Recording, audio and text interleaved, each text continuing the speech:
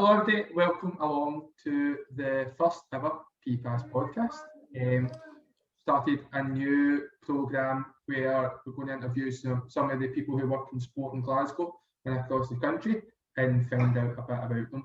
Now my first two guests are Andrea Robertson and Johnny Penman, two of the PELO PE League Officer team in Glasgow. How are you guys? You all good?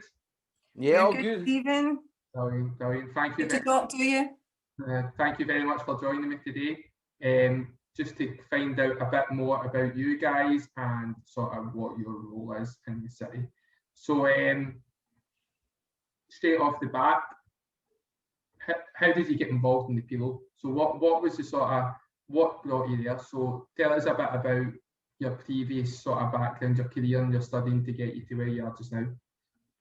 Andrea, you can go first. It might be a bit longer than mine. It certainly will, Johnny. It certainly will. Sporting background is really wide. Gosh, I was just saying to Stephen, I was at school in the 70s, so there wasn't a huge, normally there wouldn't be a huge amount of different sports going on, but I was very fortunate.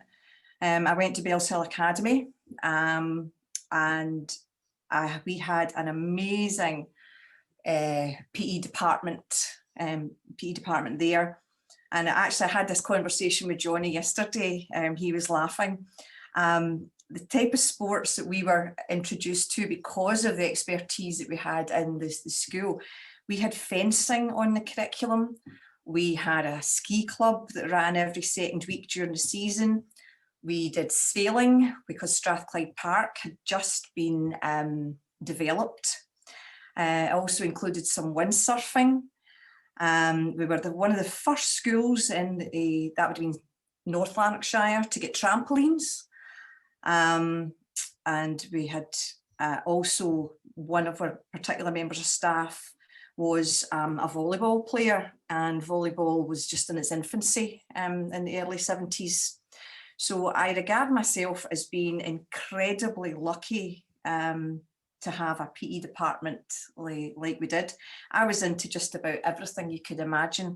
If I had to go back even further, dancing was a huge influence on my life. Swimming was part of a swimming club, swimming team. Is this back further than the 70s? This is back further than the 70s, Johnny, you shut up. So they've invented the wheel. They did. Well, actually cycling, my dad was a competitive cyclist, so the wheel comes into it there. I was, through my dad, through my school, I was immersed in sport. And that's kind of at the point I decided that was a type of career I wanted to have. So I went off to Dunfermline College of Physical Education and did a degree in human movement studies, and the rest is history. And that PE teacher. And I became a PE teacher, secondary PE teacher. Brilliant. And just in terms of your going back to your school stuff, the amount of clubs, was that normal in terms of it, or was that just you were very lucky that I know obviously we'll come to Johnny. We had the normal clubs. I mean, I played hockey on very cold, wet Saturday mornings. We had netball clubs. I played for school as far as netball. But I definitely regard myself as really lucky in the variety of sport. I mean, the knock on for that is I've always said, I remember this quite well when I was doing in secondary school and I was talking to parents at parents' night, and they would say, oh, my son or my daughter, oh, they're just not sporty. And my answer to that is, well, maybe they haven't found the sport that they like. Mm-hmm. There's a sport out there for just about everyone. It might not be the traditional types of sports that the majority of schools curricular-wise offer, but as we all know in the team, there are so many different opportunities in sports that children can get into and young people can get into, and I think even back then I was incredibly lucky. I mean, I still ski, and I was learning to ski when I was 12, 13 through school. Brilliant. do you ever go to fencing? Did you like the fencing? Only done it once. What I didn't like was the fact that it was only two people working, kind of doing it at the same time. So you maybe got 2 wee shots at it during a lesson. So it was an experience more than anything. I wouldn't have said it encouraged me to take it up, well, except to, maybe defend myself against the other lead officers. But no, apart from that. and Johnny, also Andrea was saying she was at school in the 70s. So back in the 50s, what was it like for you? Half 50s, you young buck. What was it? No, I was very lucky again. I had a great PE department, but we were kind of into like the traditional types of sports. But our school was also very big on volleyball. But at the weekends and after school, I played rugby, and they didn't play that at my school. So it was good to I had friends and interests away from school as well, and I played tennis as well. So rugby and tennis were my big things out of school, and then I would play for like school teams and stuff like that while I was in school. On leaving school, I knew exactly what I wanted to do. I wanted to be a PE teacher, and I managed to get into Murray House College through in Edinburgh, and I did my stint at Murray House, and then 4 days after graduation, I was out working in Hong Kong. I was out working in Hong Kong for 3 years, and then back to Glasgow Uni. I worked at Glasgow Uni for 7 years, and then out to Dubai to do physical education again, out in Dubai, and then back to Glasgow and managed to become part of it was a peripatetic PE team that was there at that point in time. And then when the peripatetic PE team kind of got, what is a nice way of putting this, shelved, disbanded, moved on. You met me. Yeah. There was an opportunity that had come up through Sport Scotland and Education Scotland to become PE lead officers. And Andrea and I both applied for the PE lead officer role, and we're successful in that. And we've been doing that role for the last few years now, which has been fantastic. So that's been my kind of multinational background. Everywhere. So when you were in Hong Kong did you say that was 7 years? 3 years. 3 years. 3 years. So was that just again PE teaching, but was it in a? I did bits of it in an international school, right. but also worked for a private PE stroke coaching company out there, right. And I did a lot of work with them as well. And then it was time to come home after that. But it was 3 fantastic years out there working, playing rugby, and just meeting amazing people. And how did you find sport in terms of in their sort of curriculum compared to when you came back to Scotland? Was it as big over there? Was it bigger over there? You have to create everything yourself, mostly out there. Right, okay. Support within the school, but it's a lot harder to get, or it was at that time, it was a lot harder to get external people in. It's much easier to get, people in the UK because they're a train ride away, or they're a car journey away. They're not 20,000 miles away. Yeah.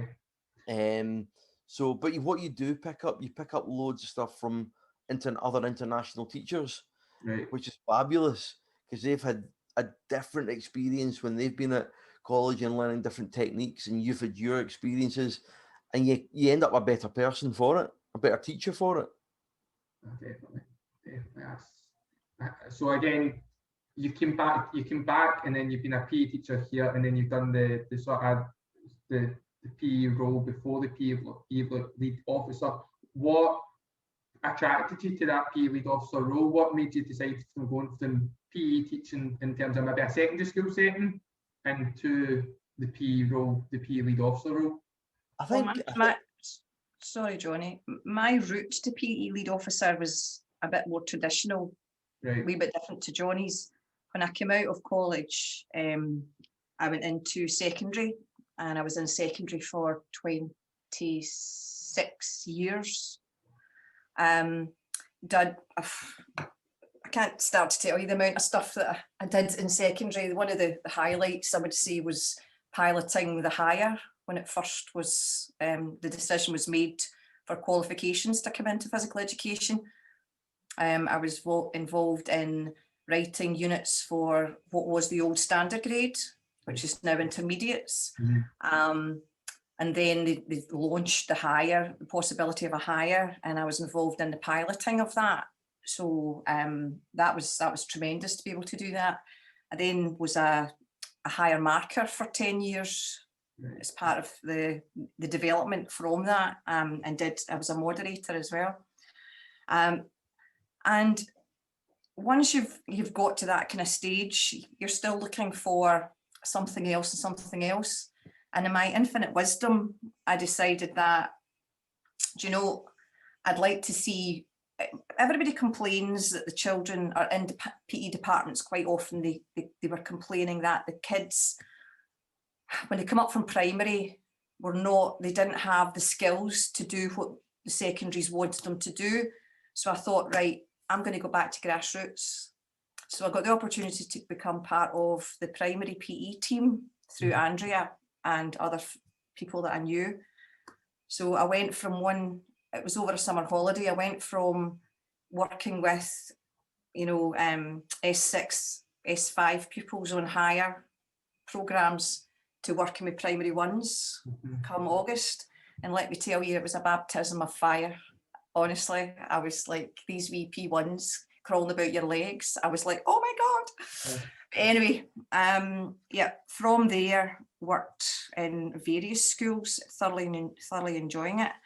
But what actually happened was, I think Johnny said, the authority made the decision that rather than having a PE team for schools to buy into, that Education Scotland had come along with some funding, and they felt that almost staff tutors would be an alternative to buying in a PE teacher for, you know, the schools had to use their own funding for that.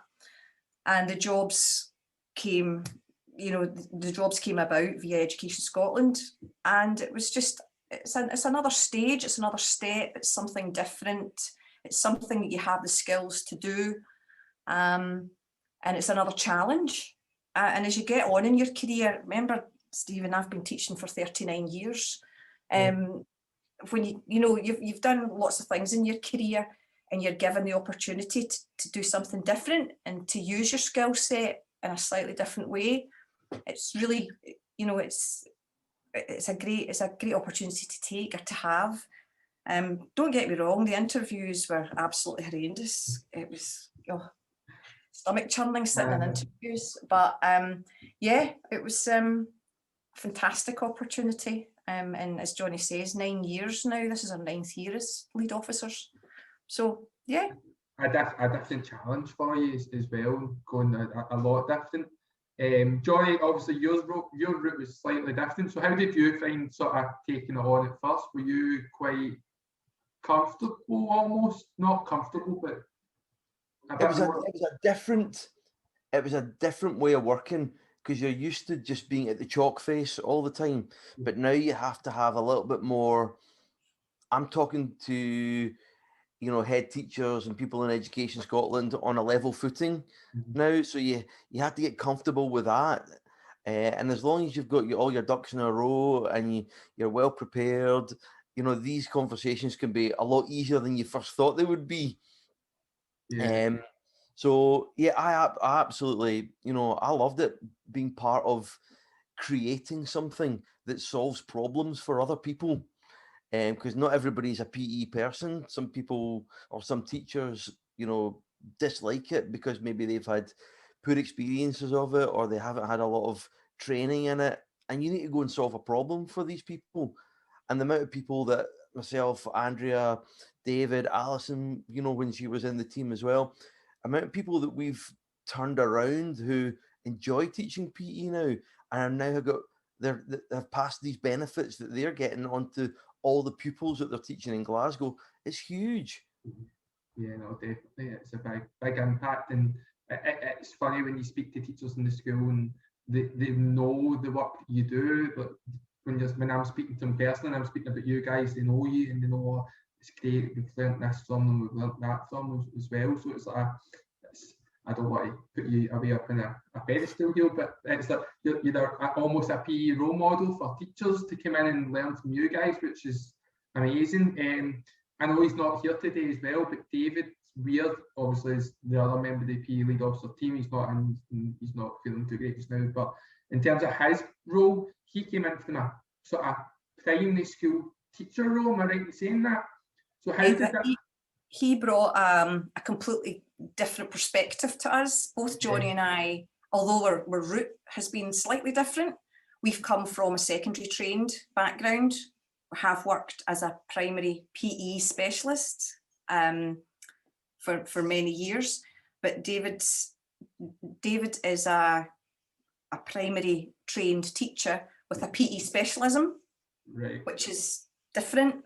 And it's to get that different perspective on what we're doing. Again, it's all about learning, and we bring all our own talents to the team in different ways. I've learned so much from David because of, he has a slightly different background. And as far as I'm concerned, every day is a learning day.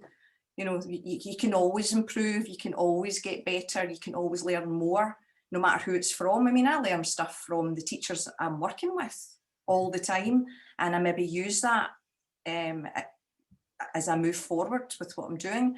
But yeah, we're all very different, but we all have specialisms, but we gel well as a team, which is brilliant.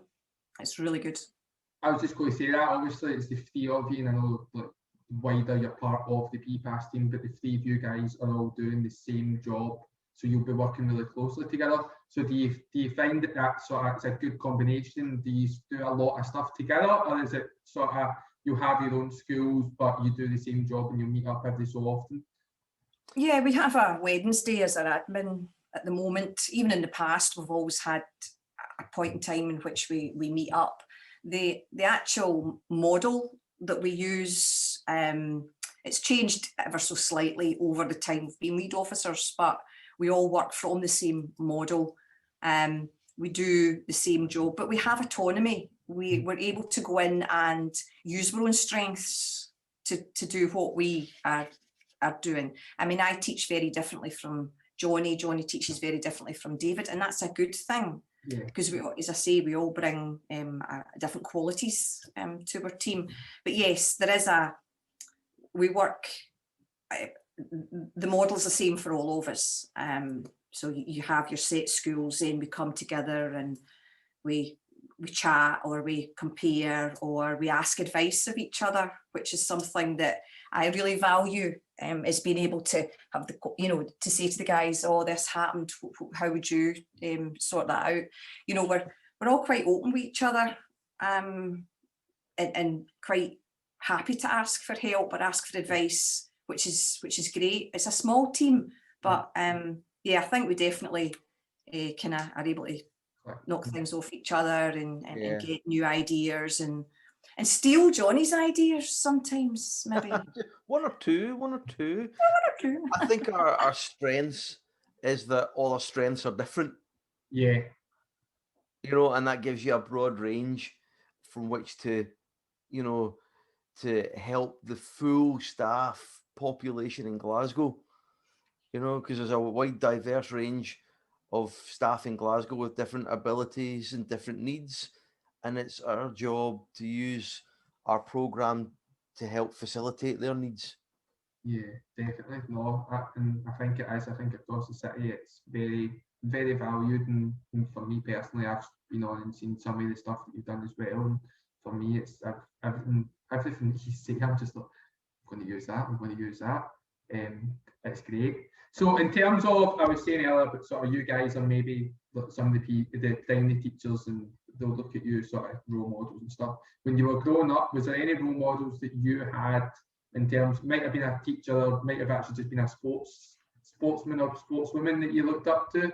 I'll go, Johnny, I'll go you first, because Andrea looks like she's staying quiet on that Growing up, first of all, my two secondary PE teachers at Wood Farm High School, they were a big influence on me. My family, obviously, my mum and dad. My dad being very sporty and athletic, that was a big influence on me. When it comes to like sports stars, I was a massive fan of Daley Thomson. All right, okay. Yeah. Everyone remembers him from like the ZX Spectrum game where you had to hit the keys and stuff like that. But I was a huge Daley Thomson fan, and I remember writing in primary and secondary school. You had to do newspaper articles or whatever. Most of mine would be on Daley Thomson. I just thought he kind of epitomised what was good about sport and be a good person and a good human being and that kind of stuff. Were you into athletics as well? Were you quite? I know you said he played rugby, but were you into athletics, or was it just the fact that he was just so sort of? I was a sprinter. I did some sprinting for Shettleston Harriers and Bellahouston Harriers when I was younger, and I competed for the school in sprinting as well, but it wasn't my first choice. My first choice was either rugby or tennis or volleyball at my school as well, but yeah, so I did some athletics. Obviously not the high jump or anything like that. And was Alec Mackay still your coach at Shettleston Harriers? Was he still about then, or was he competing? The guy who took me when I was at Shettleston Harriers was a guy called Alec Naylor, okay. who's no longer with us. Right. And he was quite well known in the Shettleston Harrier folklore. Yeah. No, I was just thinking Alec's been about for that long. I thought maybe he was there when Johnny was running as well. Andrea, what about you? What about your sort of key influencers? Probably my dad. He used to say I was the son he never had because he taught me how to swim. We did cycling. He went to anything that I was involved in that he could come to. But I think like there's an awful lot of PE teachers that you'll talk to who will say that their PE department there in their school was one of the biggest influencers. As I said right at the beginning about all the opportunities I had, unbelievable commitment from the staff. And at that point in time, there was so many clubs ran, you wouldn't believe, prior to the strikes in the 80s, where all after school clubs, all extracurricular it just stopped. There were clubs for, crumbs, all the time. You could be at 3 clubs every school night and weekends, and that was kind of the norm. So again, those opportunities, but quite funnily, at college, I very much got involved with the fitness kind of explosion at that point in time, and one of the role models for me was Jane Fonda. Right. And all the sort of the exercise classes type idea, and I actually, at my job, I started doing exercise classes, and I used to do 11 hour sessions a week, different aerobics classes. Right, okay. And what that did was it funded me through college and beyond. Yeah. I didn't stop taking the classes, that type of thing, step, cardio. I didn't stop doing that until our second daughter was born. So right through from the early 80s to the mid 90s, I was involved in fitness classes every week. So I think that a lot of that came from my dance background, because I went to ballet when I was young. I didn't stop that until I was about 15, 16. So I've got quite a big dance background, which has remained with me. Yeah. Volleyball again was massive in our school, and I played for the school team. We won lots of Lanarkshire Cups and trophies, and I continued to play volleyball, National League volleyball, again, right up until, mid to late 90s. So, and that was my sport. Absolutely. What stopped you in the 90s with the volleyball? What was it? Was it just your? I don't know how truthful I need to be here. My husband, that's how I met him, is an international volleyball player. Right, okay. He's got 70, nearly 80 caps. And his commitment had to be really high when you're playing national team, and when you've got 2 children and a house to run and a career to, you know, to kind of work with. Some things have to give.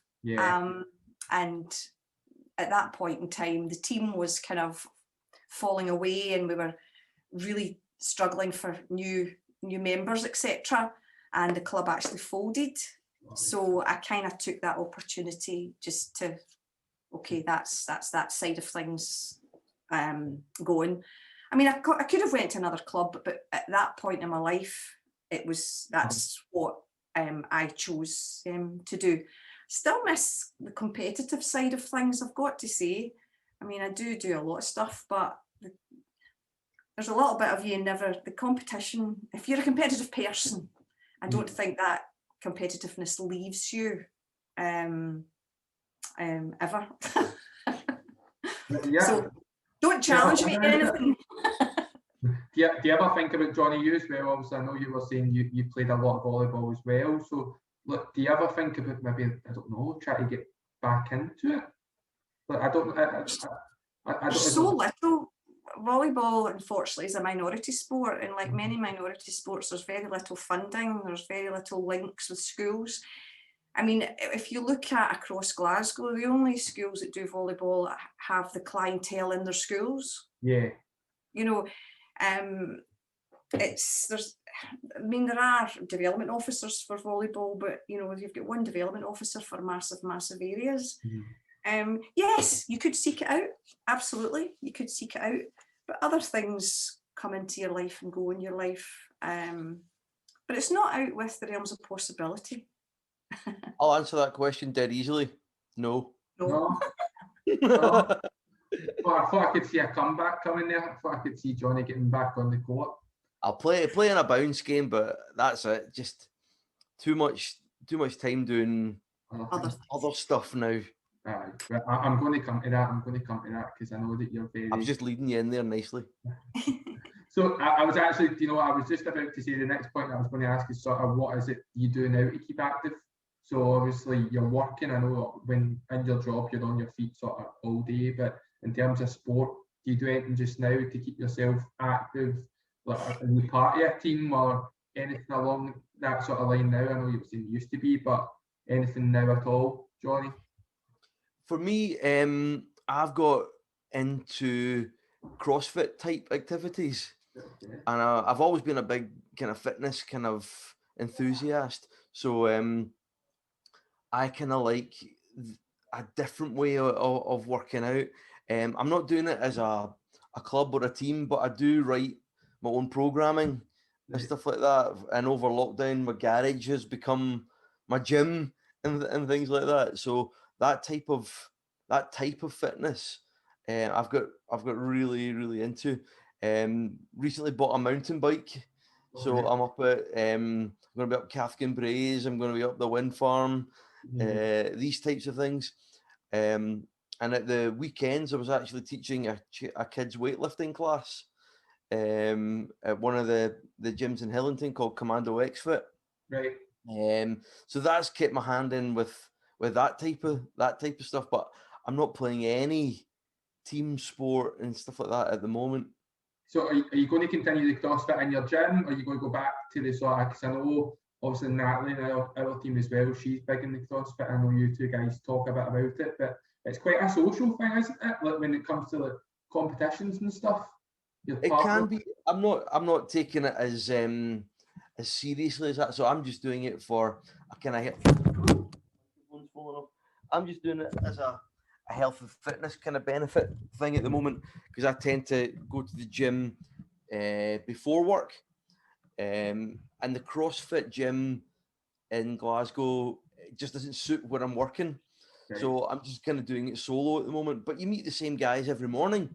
Right, okay. You work together with the same guys every morning, because it's the same people that are there, or these things. So when the gym opens up again, properly, hopefully the same guys will be there, and we'll kind of pick up from where we left off. Brilliant, brilliant. Hopefully. Andrea, what about you? What are you doing now? I know you're saying dance and sort of. Loads of classes. Member of a gym. The fitness instructor's been doing the classes over Facebook classes. Right, okay. So loads of stuff like that. Got 2 huge dogs, walk them all the time. But I'm actually a member of an amateur dramatics group, Right, okay. and I'm one of the dancers in that. So Right. when we're actually doing shows, you're doing extra sort of extra nights where the dancers get together and they do, you know, you're training for that, and you're learning all the dances to put on the show, and that is very sociable. Extremely sociable, but also you could say that you're a team, you're part of a team as well. It might not be in the competitive sense, but it's definitely, you don't want to let anybody down. You want to make sure you get to all rehearsals. You want to make sure you know your steps, so that you can put on a good production at the end of it. So yeah, lots of things, but not in the traditional team sense of the word. Yeah. Has that been quite affected with the pandemic? Has that been? Oh gosh, yes. Aye. Absolutely. These are all things that we'll go back to. Yeah. Absolutely. But we haven't had a production for 2 years now. We were supposed to do 9 to 5 last October. We were going to do it this October, but now there's not time to rehearse. We can't get into rehearsal spaces. So it's probably going to get put off for another year, but never mind. I know. But at least I suppose you've got the thought of going back to it, haven't you? You know that it's going to be there when hopefully it'll be there.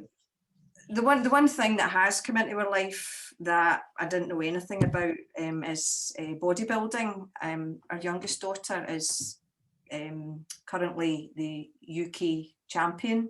Oh, right, okay. Bikini athlete, PCA association. Right.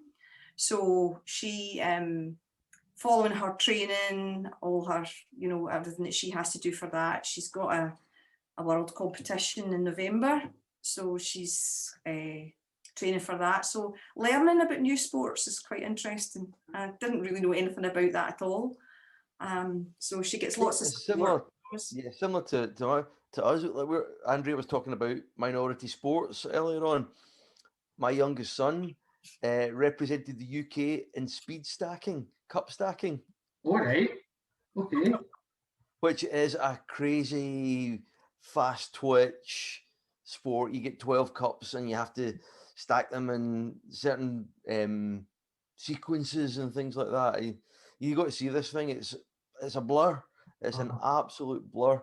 So we had the World Championships the first week of the Easter holidays, and he was online on Zoom, part of the UK team, going head to head against people in Norway and Germany and all that kind of stuff. I need to ask now. I was going to ask about the bodybuilding as well in terms of how your daughter got into that, but I need to ask how did your boy get into speed stacking? Was it just something that he just had a talent for that he realised, or? I don't know.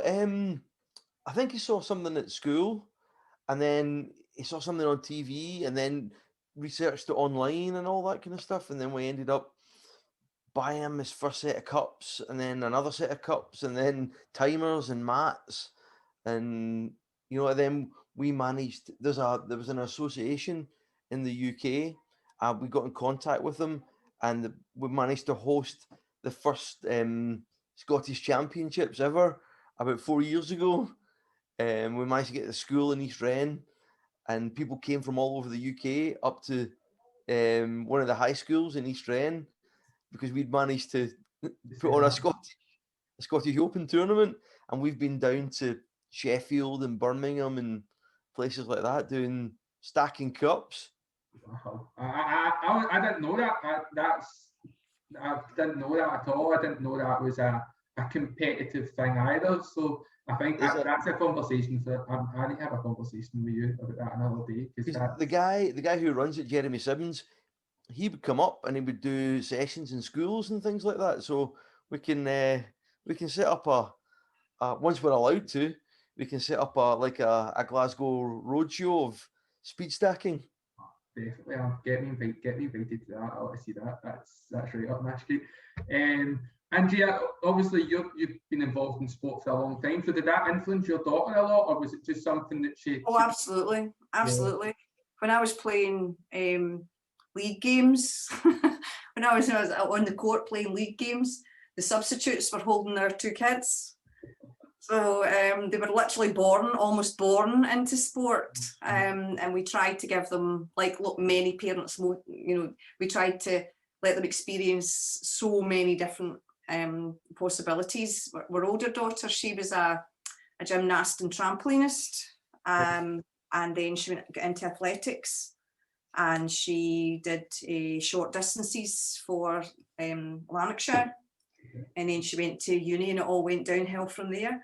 My younger daughter, she's the one that stayed with sport, but she's a gymnast. She was a very successful sports acrobatic gymnast. Did superbly well. But as you get older in gymnastics, a gymnast's life is quite a short one, especially if you're at a high level. And it was the usual kind of injuries and things like that. But she was also enjoyed the gym a lot, and the two together, she started off as a top, as a sports acro gymnast, and became a base, and actually preferred being the base. Right. So she was doing quite a lot of weight training to, her and her partner, they were in a trio. And just one thing led on to another, and she did a bit more weightlifting, bodybuilding type stuff, and the rest's history. She was Scottish champion, became British champion, she was second in the world. Then lockdown happened, and she's obviously, because she's current UK champion, she automatically gets into the Worlds this year, which she should go ahead. But yeah, it's been a bit of a whirlwind, but she's very good at it, obviously. And we support her in every way we can. So, but she's actually in Dubai. She's not here. Oh, right, okay. She's in Dubai. She's a PT and a sports nutritionist in Dubai. Wow, amazing. Do you know what? I actually feel now I'm going to move on to talking about work, but I don't even want to talk about the work. Right, so you briefly mentioned sort of about the PELO role, about how it's a bit more of your sort of training up. It's like a trainer role. So just if you can explain your role a little bit more in the background behind it, in terms of maybe even so much as why it got introduced in Glasgow, and if there's anything similar across the country. So if you can just talk a wee bit about the role itself. Well, the role actually started off, as we said, by Education Scotland, and there were lead officers in every authority, partly funded by Education Scotland, and we had lots of training weekends. Remember them, Johnny? No. Lots of training weekends at places like Inverclyde, with like-minded people from a very similar background to yourself. Absolutely. I mean, the best training we could have done was to be together with like-minded people, and we fed off each other. And it's like being in our small team, except this was a much, much bigger team, and everybody brought different levels of expertise. Those 3 years with Education Scotland were incredible for your own personal development. it was, I thoroughly enjoyed, you know, that kind of learning curve while we were doing all the different training. It was excellent. So we all had a kind of national remit rather than a local remit. And the national remit was to upskill primary teachers, well, teachers, because there were secondary lead officers at that point in time. But Johnny and I and Alison at that time, our main audience was the primary sector, because there definitely was a gap. Quite often, well, we quite often discuss this, but one of the main reasons for the gap is that some universities, not all, some universities don't prioritise the development of physical education at primary level, when actually PE and RE are the only two subjects on the curriculum which are compulsory. So for a compulsory subject, some universities gave very, very little training. So the teachers were coming out of university and only had maybe a half a day's training a year, and it might have been elective. So their experience, as Johnny mentioned earlier on, could have been a bad experience they'd had at school. And that was what they were basing their planning and delivery of high quality physical education on. And to be honest, that's not really very fair to the teacher. So what our job was to train them, to go in and support them, to give them resources to model and give them anything they required from us as a support mechanism. So that was kind of start of it. Johnny, you want to carry on? Yeah, the funding for that then ran out, and certain authorities did away with their PE lead officers, which was such a shame. But Glasgow, being forward thinking, kept the PE lead officers on. It then changed to a slightly different funding stream, and the PELO role then became part of the Glasgow Improvement Challenge. And that's where we're looking at closing the poverty-related attainment gap. And with the research that we'd done as a team, we knew that if we could improve the physical literacy of the young people in Glasgow, then their ability to learn improved. So we took on this physical literacy role through our PE lead officers, PE lead officer job, and we were looking at targeted schools, and we would go into the targeted schools and say, look, here's the relationship between movement and learning. Here's how you do it through PE. Here's resources that might be helpful to you. Here's learning that we can put on for your staff. We'll make it as bespoke as we can, so it'll be in your school with your children, with your equipment. You're not going to get much more or more intense than that, or you're not going to get anything that's maybe better than that from maybe just going to a course once a week. We're in your school with your children, in your establishment. Here's how we can support you to bring on the next best learners that we can, as opposed to like the next best footballers that we can. Yeah, definitely. We also worked with the ventures. That part of the programme, we worked with Peak, Geely and FAIR. So their programme and our programme ran parallel in the schools. So there was development of physical literacy through play, and there was development of physical literacy and learning through physical education. So we worked in partnership with them, and the targeted groups were SIMD 1 and 2, because the poverty, the attainment gap was greatest, obviously, in SIMD 1 and 2. So they were quite, I mean, we did have boundaries, we did have a kind of model to work from again. That's continued. We don't work quite so closely with the ventures, and initially we were working with primaries 1 and 2, and sometimes a 3, depending on the size of the school. So we had quite a specific audience to work with, and a set of teachers to work with. The last 2 years that has expanded, and we're working across the schools. But throughout the time that we've been lead officers, another one of the main things we've done is offer them CPD across the city. So there's been loads of stuff going up on CPD Manager, lots of courses after school, conferences. We've done several conferences, Saturday morning conferences. We've really tried to offer as much as we can think of that would upskill and develop our teachers so that they can then influence the learners that they have in front of them. So that's where we are now. So in terms of personally, what's your sort of, what do you love about the job just now? Obviously it's involved in sport, but what's your sort of, what motivates you to keep going? What do you enjoy so much about it? Working with Johnny Penman. Apart from that, because I would have said that as well. I work every day and I don't get to see him anywhere near as much as you. That's why your life isn't as full and rich, Stephen.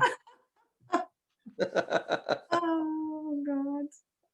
For me, it's about every school has a unique problem to solve, and you go in there and you have to analyze what it is that you can do, what they need, and everything will be bespoke to that school. That's one of the reasons I still love it. I still love doing what I do, and I'm still learning because every school is different and you'll get different learning.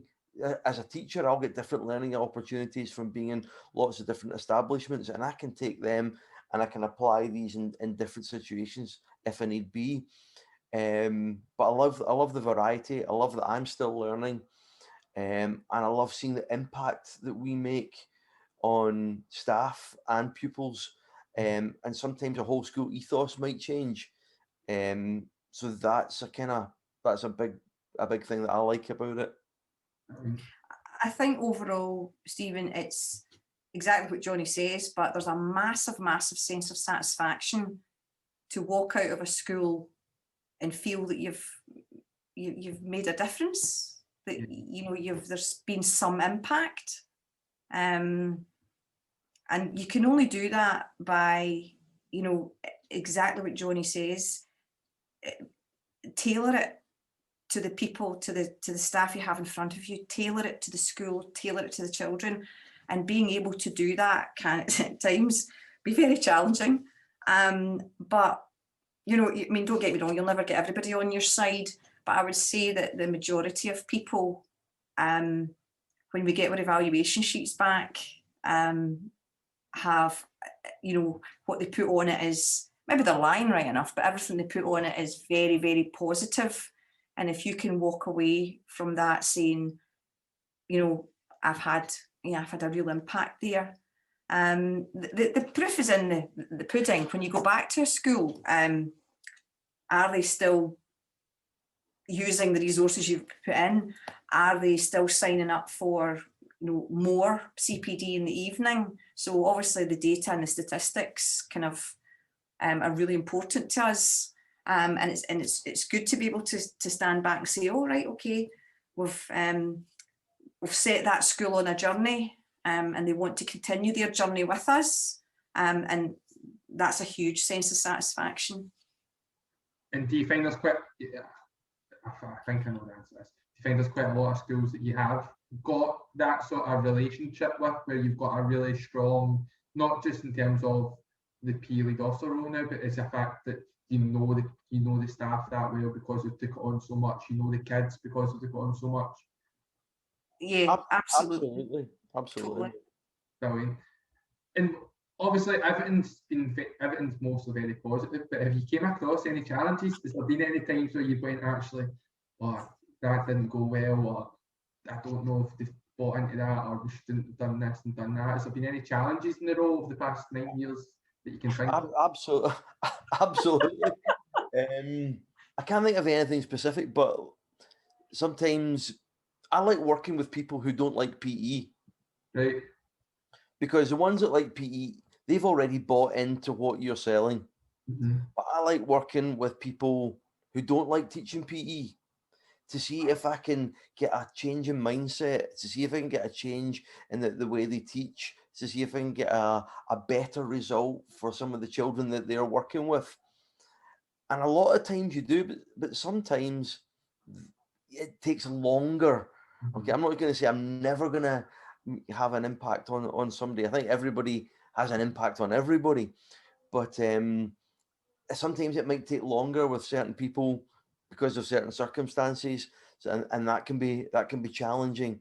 It can always be challenging if teachers are off and you're meant to be, working with a teacher, but unfortunately for some reason they can't be there for X amount of weeks and things like that. So these are just things you have to roll with and then troubleshoot with the school to find a solution to say, right, I can't do it with that certain person. Can I come back in on these days or at this time? Can I come back in at a different time? And you'll find a way round it so that you will have a positive effect ultimately. Do I make mistakes? Yes. Okay. But hopefully I'm not making the same mistake over and over and over again. No, definitely. And Andrea, you sort of the same, just... Well, we experience lots of the similar challenges that you guys face. I mean, the little things like, schools got no equipment. They've booked in a theatre company in the gym and it's in the middle of winter. And where do you go with the kids? I mean, we have all those, problems, issues, the same as you guys. And, you've just got to get around it. As Johnny's mentioned problem solving, a few times. We wouldn't be, like the coordinators and the MAs. I mean, you're dealing with problems and issues constantly. You're having to think on your feet. So yeah, it's that kind of job.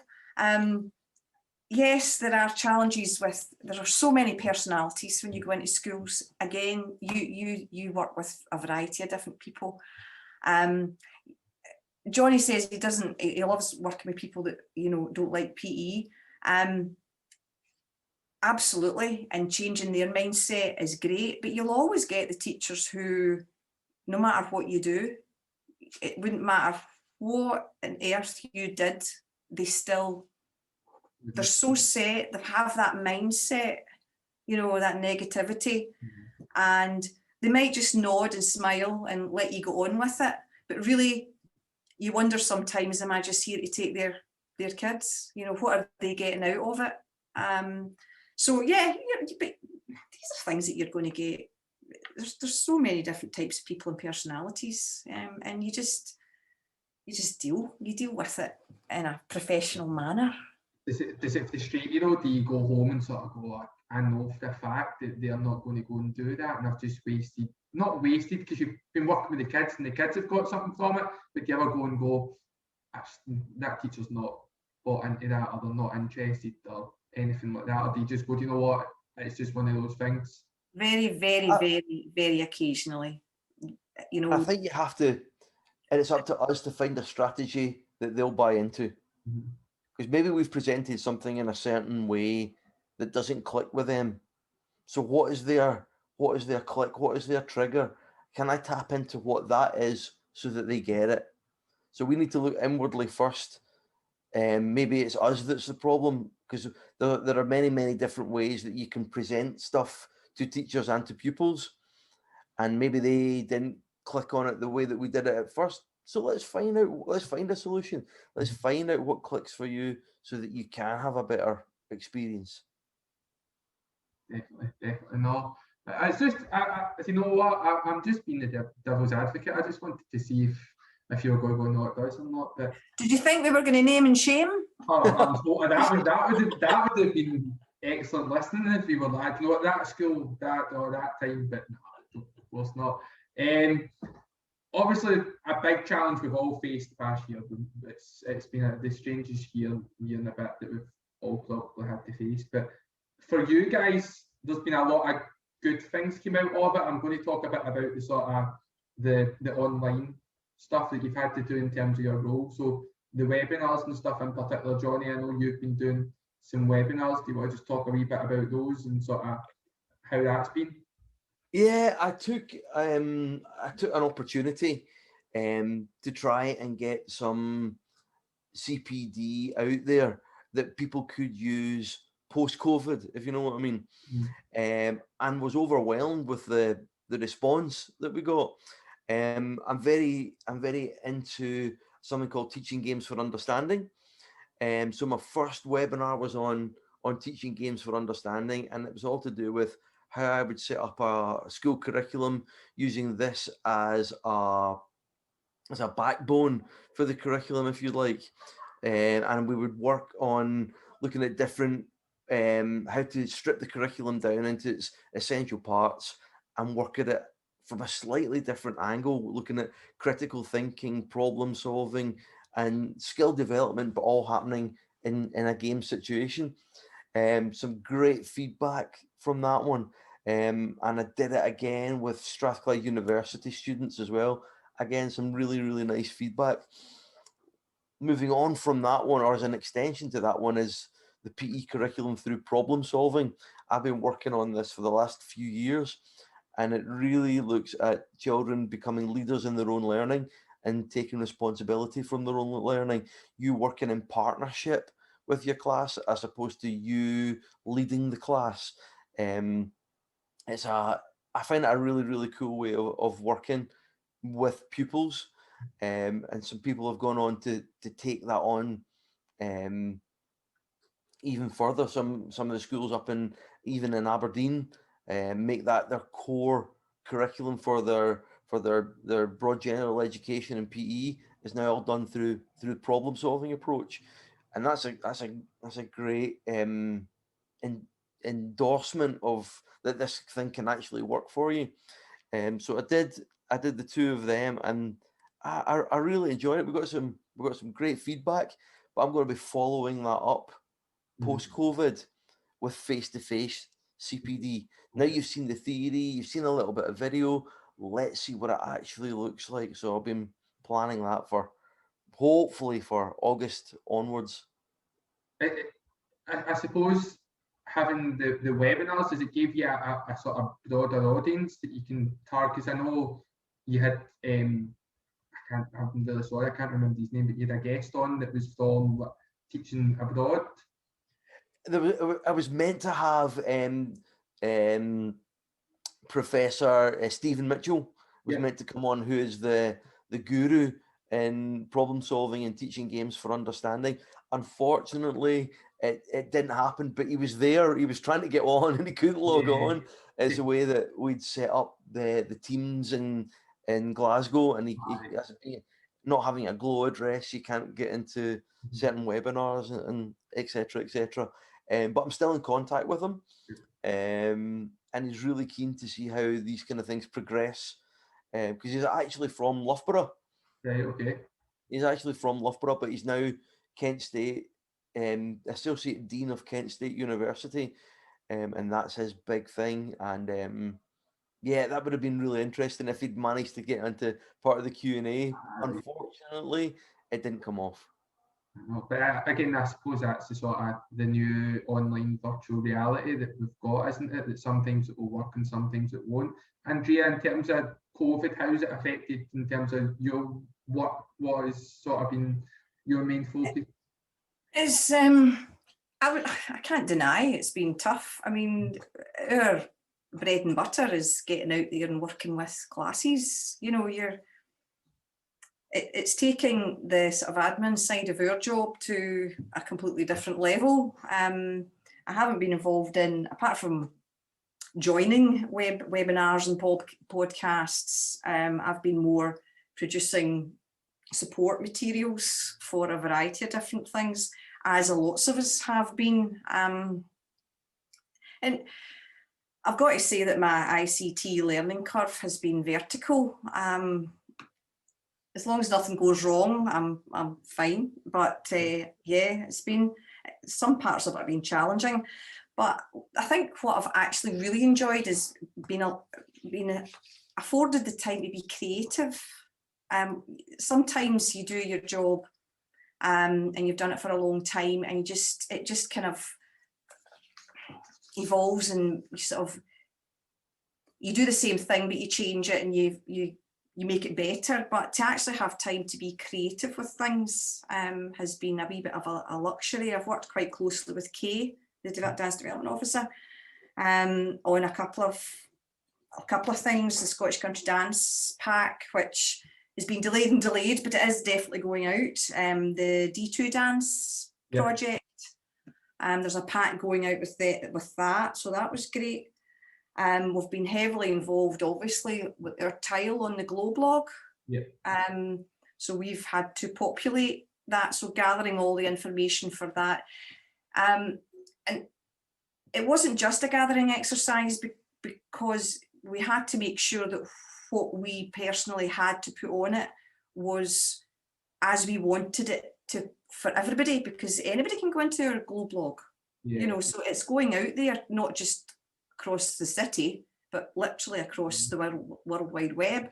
So we had to make sure that, you know, everything that we were in agreement with everything that was going on and what it all looked like and what we were putting forward as our thoughts and ideas. Because it's, you know, our tile is the primary curriculum resources. So we've got to really believe in what we're going to put out there. So there were several discussions about that. But yeah, it's been good in some respects and not so good in others. I can't say I haven't been busy. Some days I just couldn't. It's so much to do in that respect, and just different. An opportunity to do something different was, yeah, at times it was fine, but not really what I'm used to or enjoy. I love to do. Yeah, most of all. You guys are so hands-on. I could imagine that for us as well. It's been different. I think that's the word that you use. It's different. It's not good and bad. It's different.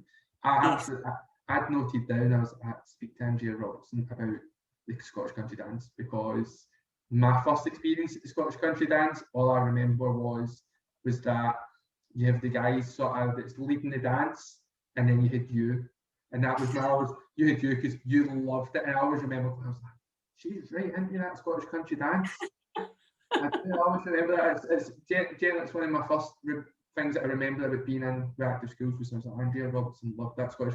So you'll be looking forward to that, obviously, coming back in, and we've got a new date for it that sort of will be a bit earlier than normal. So is that one of the things you're looking forward to after things go back to normal? Well, I'll probably be there as a guest, Stephen. Right, okay. Because I'm retiring in June. Oh, right, okay. Is that an exclusive? I think that's an exclusive. I don't know. Well, it depends who you talk to, whether it's an exclusive or not. Right, okay. Oh, so you'll be coming, or you'll need to come back as a guest. I'll be coming back as a guest, yes. Oh, take me 12 years to get rid of her, Stephen. No. Is that have you just had enough of Johnny? Is that what it's been? Yeah, that's what it is. That's it. I've had enough of him. Well, Johnny, I'll come to you with this one then, because I was going to come to the two of you for it, but Andrea, if you're going to be retiring in June and it's not going to affect you, so the webinars and the online stuff, are you going to continue using that, do you think, or are you going to just go straight back to the sort of the face-on CD? I think I'll do a blend. Yeah. I think I'll do a blend of online and face-to-face, where things are practical in nature. I'll try and do them practically, but where things are theoretical in nature, then I don't need to have people sitting in front of me. I can do it or we can all do it from in front of our laptops and things like that. For example, a few years ago, I did a session on the road to Rio, and that didn't need to come to St Mungo's High School, sit in a lecture theatre and do it. So if I'm going to do something similar to that, whether it be Tokyo or whatever happens beyond that, then we don't need to do it that way. So theoretical stuff could be done in front of a laptop, and practical stuff could be done still in schools. However, I was thinking that if I get the right equipment, then the practical stuff could also be done live online as well. If I get the right camera angles and I get the right microphones, etc., there's a possibility of that happening. But we'll see. I don't want to lose face-to-face. We've lost enough face-to-face recently. I don't want to lose it all. Definitely not. We're almost at the end, guys.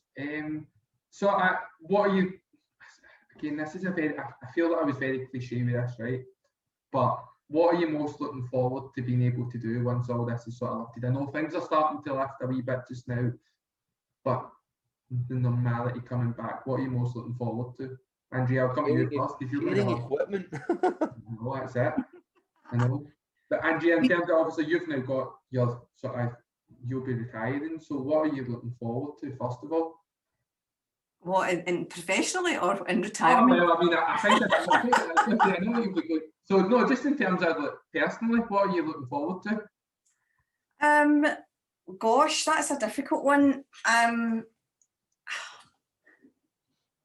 Go be your Amdram. Get the Amdram back. Yeah, there's just take my time to do all the things that I enjoy doing.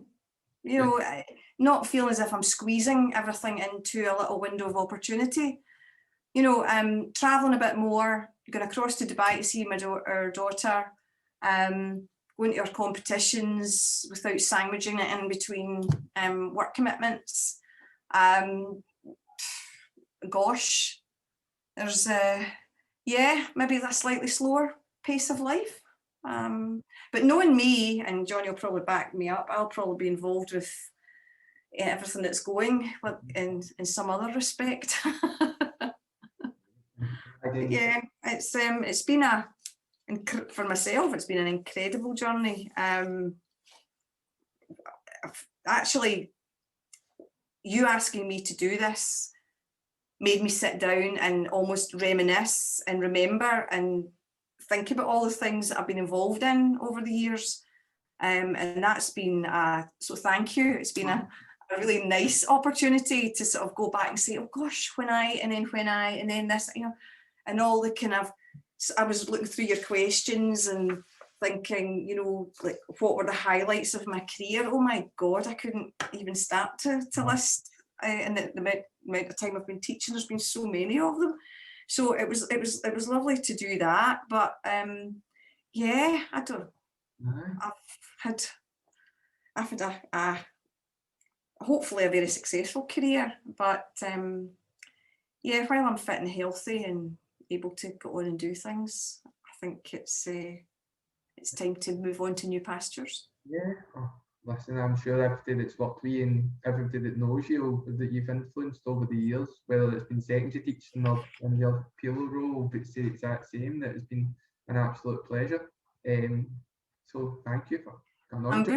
I'm booking that dance for the Scottish Country Dance Festival, Stephen. Yeah, you are on my dance card. Yeah, that's fine. You had dance card. I'm pretty sure the last one that we had, I was up majority of the time with you, so sure I can squeeze another one in. Absolutely. Excellent. Johnny, what about you? What are you looking forward to? I know you do a bit of rocking, a bit of singing, don't you? I play in a band, and I'm looking forward to pubs being at full capacity, so we can go out and play Motley Crue songs again. Good. And, you know, just have the arts back. You know, because the arts has really suffered, as well as, you know, education and sport and things like that. Having the arts back, because if it wasn't for the arts, lockdown would have been crazy. I mean, the amount of books you might have read, the amount of music you might have listened to, TV programs that you watch, that's all come from the arts. So having some of that kind of thing back is going to be great fun. Just great fun. Definitely. Last question, and then I will leave you guys to it. And it's a wee more personal one again. So if you were hosting a dinner party, you're the host, and you could pick any 3 guests to have, who would you pick? So I'll let you choose who.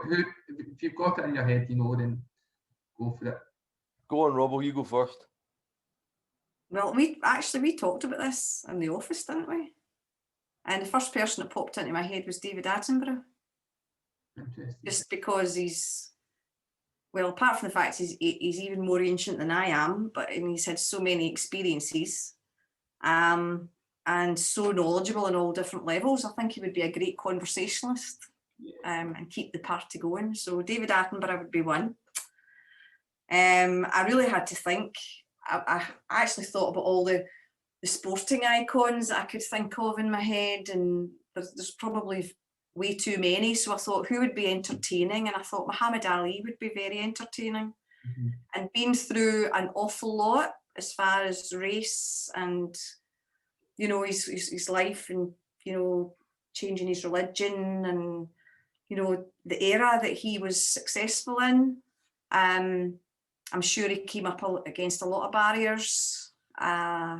So I really did think he would be a really fun person to have at the dinner table. I think he's had lots of good stories, and you could get a lot of good conversation from him.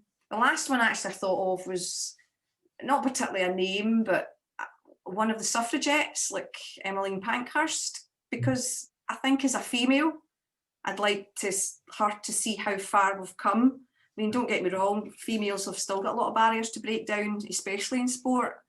But I think it would be, it would be good to chat, you know, about the differences, and so from a female perspective, it would be good to have somebody like that. So her name kind of came top of the list as a suffragette, but it didn't matter who it would be. Someone like that. That is probably one of mine as well. So extra point for you. Oh, excellent. Johnny, what about you?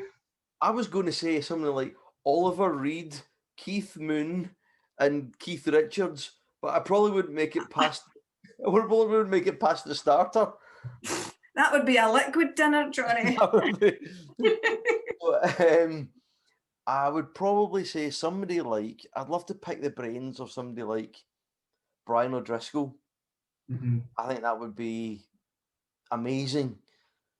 Just looking at some of his stuff on YouTube the other day and reminiscing about how good a rugby player he actually was. So maybe him, somebody like Andrea Agassi. It was a big influence on my style and the way that he played tennis and stuff like that. And thirdly, it'd have to be somebody like, Jimi Hendrix. Big, you've got a big influence with music. I could imagine that would be that would be huge. Yeah. I think we'd all get on great, and it'd be a lovely evening. Aye, definitely. I tell you, if you ever have day parties, and you can invite me. I know Jimi Hendrix is obviously a bit more difficult to get along, but this was a loaded question because neither of us said Stephen Thomson. You know what? It's fine. I'm not offended by it. But it'll be noted. No, listen. Thank you so much. I've absolutely loved having you on and hearing your stories and hearing about sort of your journey into where you are just now. And it's been a great sort of a bit that we've had. So thank you very much. Obviously this is the first episode, so if you've been listening to it and you're watching it, then keep an eye out for future episodes, and we'll see how it goes. But anyway, apart from that, guys, have a wonderful Friday, and I'll see you soon, hopefully before you're away anyway. We'll be able to see you before you go. Oh, I want to go out with the firecrackers, the balloons, I tell you, I'm not going quietly. We'll meet you all.